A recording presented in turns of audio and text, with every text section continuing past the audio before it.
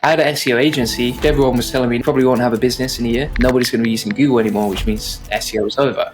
I really need to study and learn AI. I need to master it, because if I don't, I'm going to fall behind, and it's a serious threat to my business. And I don't even know how yet. The quality of AI is increasing, and AI doesn't sleep. It doesn't take days off. It doesn't get hungry. It doesn't ask for a pay rise. Not yet, at least. Not yet. Using AI and integrating it into pretty much every single part of our marketing, whether that's AI avatar videos on YouTube, pumping out 50 tweets a day on X, whether that's, for example, automating a whole email system for our newsletter with AI. These systems have helped us reach like millions of people and really like 100x our business. And if you want to rank inside these LLMs, for example, like ChatGPT or Perplexity, typically you want to be publishing across like many different platforms, so that the AI, when it's looking for answers, it sees all these different reference points and it's like, right, okay, these are the experts of this. Julian Goldie is an entrepreneur who scaled his business to $300K per month using AI-driven systems that automate most of his operations. As the founder of the AI Profit Boardroom and Goldie Agency, he helps entrepreneurs streamline growth and simplify marketing through practical automation. With an audience of more than 350K followers,